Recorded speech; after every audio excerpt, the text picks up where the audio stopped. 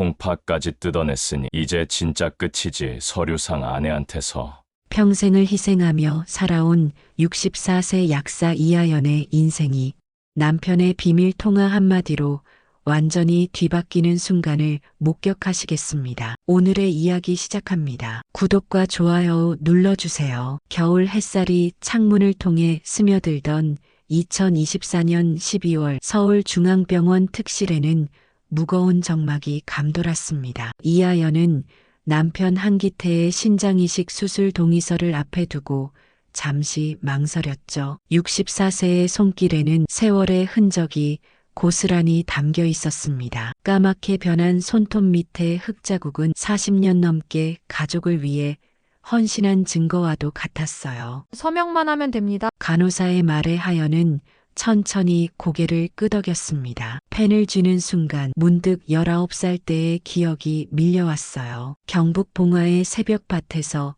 어머니 대신 일하던 자신의 모습, 그 고된 날들 속에서도 꿈을 잃지 않고 서울대 약대에 합격했던 그 순간이 선명했죠. 괜찮으세요?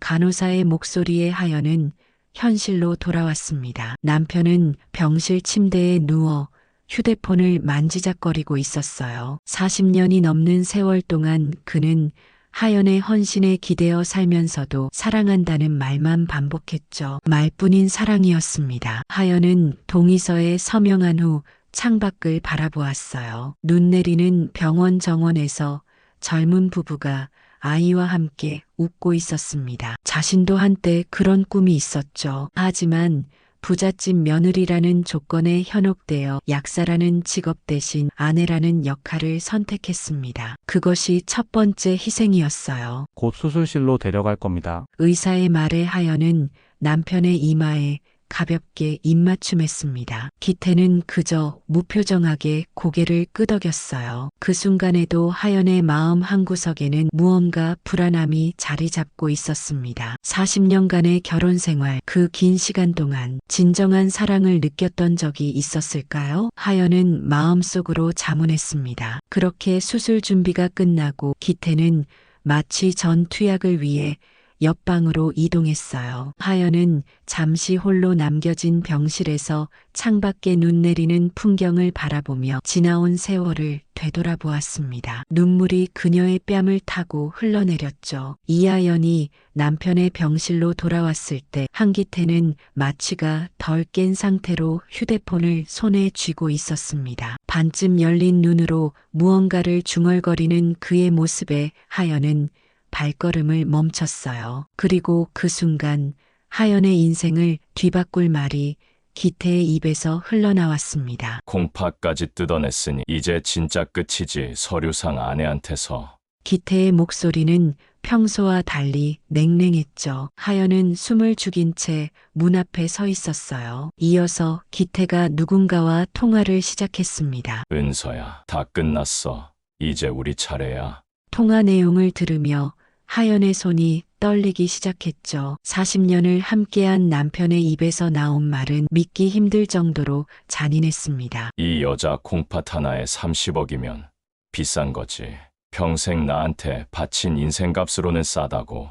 기태의 말에 하연의 심장이 무너져 내렸어요. 하연은 본능적으로 자신의 휴대폰을 꺼내 녹음 버튼을 눌렀습니다. 떨리는 손가락으로 버튼을 누르는 동안 머릿속은 하얘졌어요. 40년이란 세월이 한순간에 거짓으로 변해버린 현실이 믿기지 않았죠. 수술비도 다 처리했고 이제 얼마 안 있으면 완전히 자유로워질 거야. 기태의 말은 계속되었습니다. 하연은 벽에 기대어 섰어요. 다리에 힘이 빠지는 듯했죠. 녹음을 마친 하연은 복도로 나왔습니다. 무언가에 이끌리듯 수술실로 향했어요. 의사를 만나자 예상치 못한 소식을 들었습니다. 아직 수술은 시작하지 않았습니다. 한기태 씨의 간 수치가 급상승해서 이식 수술을 진행할 수 없게 되었어요. 하연은 그 자리에 굳어버렸습니다. 수술은 시작조차 되지 않았다는 말이었어요. 그렇다면 기태의 말은 모두 계획된 거짓말이었던 겁니다. 하연의 심장이 격하게 뛰었죠. 수십 년간 자신을 부품처럼 취급한 남편의 진짜 속내를 알게 된 순간이었습니다. 어떻게 이럴 수가 있죠? 이하연의 목소리가 병원 복도에 울려 퍼졌습니다. 의사와 간호사들이 놀란 표정으로 그녀를 바라보았어요. 하연은 휴대폰을 꺼내 녹음된 파일을 재생했습니다. 남편의 음성이 또렷하게 흘러나왔죠. 이 여자 콩팥 하나에 30억이면 비싼 거지. 녹음 내용을 들은 의료진의 얼굴이 굳어졌습니다. 그 순간 아들 한주성이 병원에 도착했어요. 하연은 아들에게도 녹음 파일을 들려주었죠. 이게 무슨 소리야? 주성의 얼굴이 창백해졌습니다. 하연은 말없이 아들의 어깨를 붙잡았어요. 그녀의 손이 떨리고 있었죠. 그때 한기태가 회복실에서 나왔습니다. 그는 하연과 주성 그리고 의료진이 모여 있는 모습을 보고 얼굴색이 변했어요. 무슨 일이야? 기태의 목소리가 떨렸습니다. 하연은 천천히 남편을 향해 걸어갔죠. 기태 씨, 수술은 시작도 안 했다면서요? 그녀의 목소리는 평온했지만 눈빛은 매서웠습니다. 기태는 말을 더듬었어요. 그게 간 수치가 내가 어떻게 알았겠어? 마취가. 하연은 휴대폰을 들어보였습니다. 모든 것을 녹음했어요. 은서라는 여자와의 대화도요. 그 순간 기태의 얼굴이 하얗게 변했죠. 엄마, 이게 다 무슨 일이에요? 주성이 다가와 물었습니다. 하연은 깊은 한숨을 내쉬었어요. 내 아버지가 날 이용했던 거야. 40년 동안. 기태는 기절초풍한 표정으로 실성한 듯 구슬리기 시작했습니다. 하연아, 내가 잘못했어. 한 번만 용서해주면 안 될까? 우리 40년을 함께 했잖아. 그의 목소리에는 절박함이 묻어났어요. 하지만 하연의 마음은 이미 돌아섰습니다. 40년간의 거짓된 사랑, 그 무게가 순식간에 무너져 내렸죠. 하연은 고개를 저었어요. 이제 끝이에요. 기태 씨. 그 말과 함께 병원 로비로 향하는 하연의 발걸음은 흔들림이 없었습니다. 주성이 어머니의 뒤를 따랐어요. 그들 뒤로 기태의 애원하는 목소리만이 허공에 맴돌았죠. 병원 로비의 한쪽 구석, 이하연은 동생 이하영과 이상우와 함께 앉아 있었습니다. 하영은 문학교수로, 상우는 변호사로 각자의 삶을 살고 있었죠. 하연이 녹음 파일을 들려주자 두 동생의 얼굴이 분노로 물들었습니다. 누나, 이건 명백한 범죄야. 상우가 단호하게 말했어요. 그는 손에 든 노트북으로 빠르게 무언가를 기록하기 시작했습니다. 재산 사기에 장기 기증 사기라니 도저히 용서할 수 없어. 하연은 가방에서 작은 노트를 꺼냈어요. 41년간 써온 가계부였습니다. 매일매일의 지출, 남편의 사업을 위해 희생한 자신의 약사직업, 시댁을 위한 헌신, 아들의 학비까지 모든 기록이 그곳에 있었죠. 매달 기태 씨 회사에 얼마씩 보냈는지, 어머님 병원비로 얼마를 썼는지 전부 여기 있어. 하연의 목소리는 담담했습니다. 평생 써온 가계부가 이런 날에 증거물이 될 줄은 꿈에도 몰랐을 거예요. 아들 주성이 입을 열었습니다. 사실 저도 아버지의 이중 생활을 목격한 적이 있어요. 모두의 시선이 그에게 집중되었죠. 3년 전 강남에서 어떤 여자와 함께 있는 걸 봤어요. 그때는 사업 파트너라고 하셔서 하영이 조카의 어깨를 감싸 안았어요. 주성아, 내 잘못이 아니야. 내 아버지가 우리 모두를 속인 거야. 상우는 노트북을 돌려 모두에게 보여주었습니다. 이런 경우 이혼 소송에서 상당한 위자료를 받을 수 있어. 특히 장기 기증을 유도했다는 점은 심각한 문제야. 그의 말에 하연은 천천히 고개를 끄덕였어요. 돈보다 중요한 건 내 인생이야. 하연의 말에 가족들은 동의했습니다. 그녀의 눈에는 더 이상 망설임이 없었어요. 40년 넘게 한 가정을 위해 살아온 시간, 이제는 자신을 위한 시간을 찾을 때였죠. 내일 아침 변호사들과 미팅을 잡았어. 상우가 말했습니다. 누나를 위한 최고의 법적 대응을 준비할게. 하연은 창밖을 바라보았어요. 눈이 그치고 맑은 하늘이 보이기 시작했습니다. 마치 그녀의 삶에 새로운 빛이 들어오는 것 같았죠. 병원 복도를 홀로 걷는 한기태의 모습은 초라해 보였습니다. 수술이 취소된 이후 은서라는 여자도 그를 피하기 시작했죠. 한때 거만하고 당당했던 그의 어깨는 지금 축 처져 있었습니다. 이하연은 병원 카페에 앉아 따뜻한 차를 마시고 있었어요. 아들 주성이 옆자리에 앉았죠. 엄마, 괜찮으세요? 주성의 목소리에는 걱정이 묻어났습니다. 하연은 미소 지었어요. 생각보다 괜찮아. 오히려 마음이 편하다고 할까? 그녀의 미소에는 오랜만에 진정한 평온함이 깃들어 있었습니다. 그때 기태가 카페로 들어왔어요. 그는 하연을 발견하고 다가왔습니다. 하연아, 제발 한 번만 대화할 수 있을까? 그의 목소리는 애원하는 듯 했죠. 주성이 자리에서 벌떡 일어났어요. 아버지, 이제 그만하세요. 더 이상 엄마를 괴롭히지 마세요. 아들의 단호한 목소리에 기태는 잠시 멈춰 섰습니다. 하연은 천천히 일어났죠. 기태 씨, 41년 동안 한 번도 진심으로 감사하다고 말한 적 있나요? 정말 사랑한다고 느낀 적 있었나요? 그녀의 질문에 기태는 대답하지 못했습니다. 이제 그 감사와 사랑을 나 자신에게 줄 거예요. 하연의 목소리는 단호했어요. 평생 타인을 위해 살아온 그녀가 처음으로 자신을 위한 결정을 내린 순간이었죠. 기태는 무언가 더 말하려 했지만 하연은 이미 병원 대기실로 향하고 있었습니다. 대기실에서 주성이 그녀에게 말했어요. 엄마, 이제 진짜 당신 인생을 사세요. 하연은 아들의 손을 꼭 잡았습니다. 눈물이 그녀의 눈가에 맺혔지만 그것은 슬픔의 눈물이 아니었어요. 오히려 새로운 시작에 대한 기대와 설렘의 눈물이었죠. 오래 걸렸지만 이제야 내 삶의 주인공이 되어볼게. 하연의 말에 주성은 고개를 끄덕였습니다. 그들 모두 알고 있었어요. 이것이 끝이 아니라 하연에게는 새로운 시작이라는 것을. 법원의 문이 천천히 닫혔습니다. 이하연은 마지막으로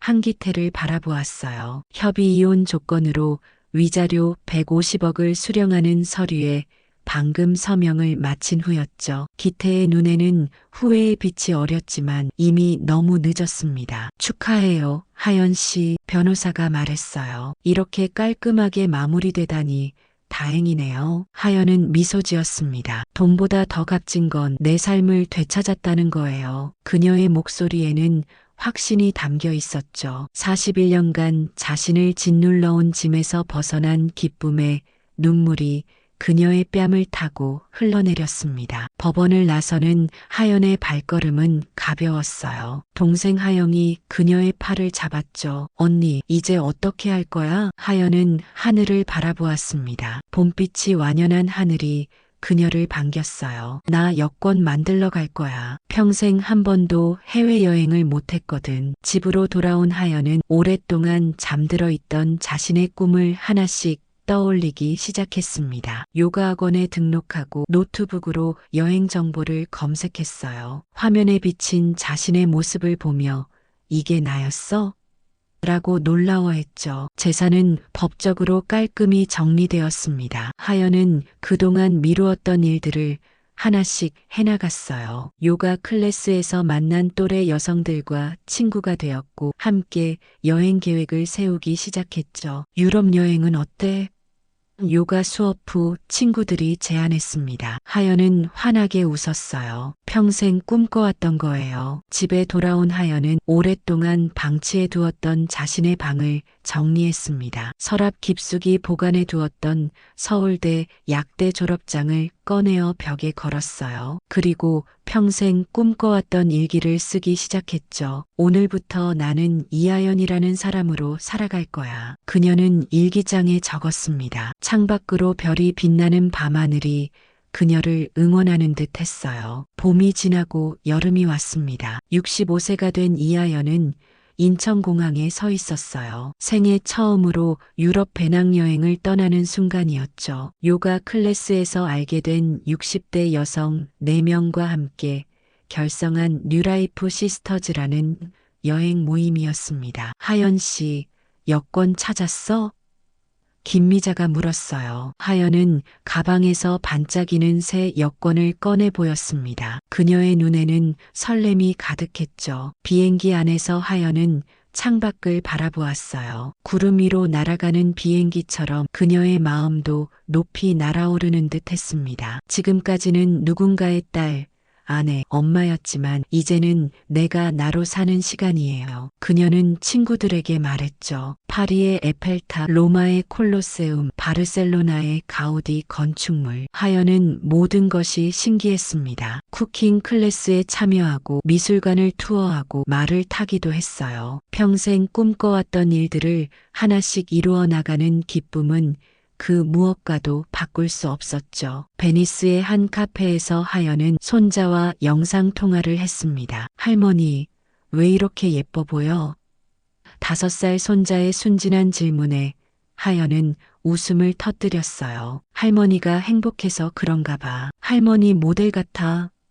손자의 순수한 말에 하연의 마음이 따뜻해졌습니다. 그녀는 이제야 진정한 자신을 찾아가고 있었어요. 여행 중 만난 한 사진작가가 하연에게 다가왔죠. 마담, 당신의 사진을 찍어도 될까요? 당신의 눈에서 특별한 빛이 보여요. 하연은 수줍게 고개를 끄덕였습니다. 사진작가의 렌즈 앞에서 그녀는 생애 처음으로 자신감 넘치는 포즈를 취했어요. 여행에서 돌아온 하연의 얼굴에는 생기가 돌았습니다. 피부가 그을렸다 해도 그녀의 미소는 더 밝아졌죠. 자신만의 시간을 보내며 하연은 비로소 자신이 누구인지를 깨닫기 시작했습니다. 이하연 씨, 늦게 피는 꽃 프로그램에 출연해 주시겠어요?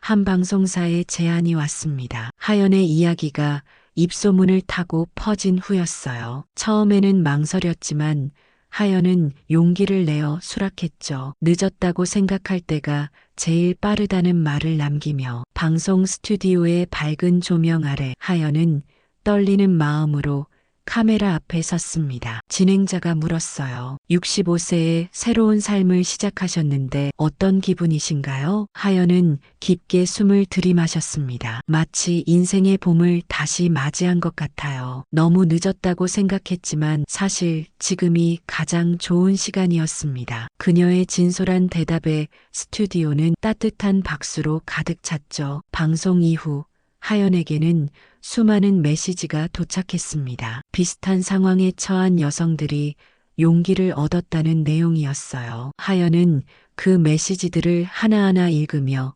가슴이 뭉클해졌죠. 하연 씨의 이야기가 저에게 희망이 되었어요. 저도 늦지 않았다는 용기를 얻었습니다. 이런 메시지들을 읽으며 하연은 자신의 아픔이 다른 이들에게 위로가 된다는 사실에 감사했습니다. 가을이 깊어갈 무렵 하연은 자신의 작은 카페를 열었어요. 늦은 꽃이라는 이름의 그 공간에서 그녀는 비슷한 경험을 가진 여성들과 이야기를 나누었죠. 서로의 상처를 보듬고 새로운 꿈을 응원하는 따뜻한 공간이었습니다. 예전 약대 동기들과의 모임에서도 하연은 당당했어요. 너 정말 달라졌다. 라는 말에 그녀는 웃으며 대답했습니다. 내가 원래 이런 사람이었어. 단지 잠시 잊고 살았을 뿐이지. 하연은 매일 밤 일기를 쓰는 습관을 들였습니다. 오늘도 그녀는 펜을 들고 일기장을 펼쳤어요. 65. 이제서야 내 이름을 되찾는다. 나는 아내도